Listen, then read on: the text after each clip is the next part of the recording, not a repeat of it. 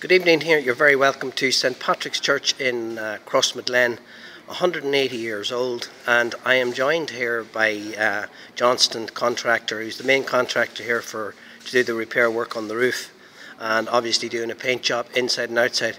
Pat, thank you very much for joining me. I noticed it's 20 to 7 in the evening time, so you're staying back doing a little bit of extra work.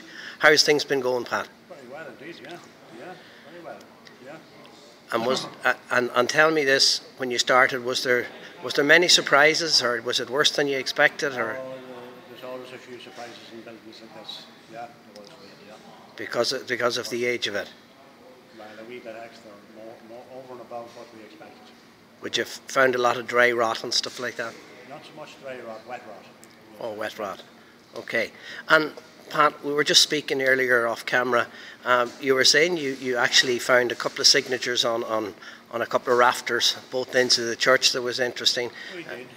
Can you just tell us who those people, what the names was, and hopefully the listeners out there will be able to associate with some of these people, or maybe have ancestors with that name. We would be very interested to actually track down any of their ancestors that's still alive, to invite them along to the opening when the church is finished. So can you just fill us in with the names, Pat? Yeah, well, there was a little piece of paper with Patsy Duffy and whatever, he must have been a joiner at the time, doing something with the roof, or putting a new roof on or whatever, and a Patsy Gilmore on a different section of the roof, and a Francis Lowney.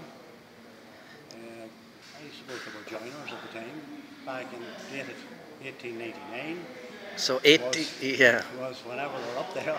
So 1899, and we assume possibly to some sort of repairs they were doing or whatever. I think, Pat, we mentioned earlier there was also a Mary Duffy.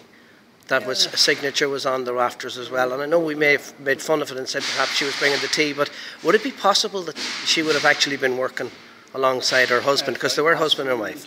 Because on a section of the roof, I know we found Patsy Duffy on a piece of paper, but on another section of the roof was his name and a Mary. Just Mary to clarify that, Pat, it was a Patrick Duffy. I think it's a Patsy Gilmore, or Patrick, yeah. Patrick Duffy. And Mary Duffy, husband and wife. Okay. And Mary, the 22nd of April, 1899. 1819. So that's okay. So the 22nd of April, 1899. Okay. 1899. Yeah, and then we have the others. We have a Patsy Gilmore, and we have a Francis. We're not sure whether it's Long or Lang, so we could stand corrected on it. But you think the guys seem to think it was Long. Okay, so we'd like to check. And of course, Pat, very interesting to say as well, you were blessed so far with the weather. Oh, definitely, yeah. I mean, this is the last day of September, and it was 18 degrees out there today. Right. So yeah, we're very blessed with the weather. Like, we only had a couple of wet days altogether. So all going well, we should be there or thereabouts on schedule for the completion of the job, unless you get any more surprises. A few rough edges maybe here and there, but yeah.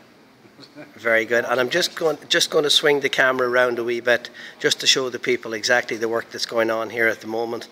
So right now we're just looking up at the altar, which is hard to tell. As you can see, the men's balcony, the Cregan balcony over here. And quite a bit of repairs going on as we speak. And the dedication, as I said, Pat, to be here at 20 to 7 in the evening time. That says a lot. You're definitely dedicated, and you want to get this job finished.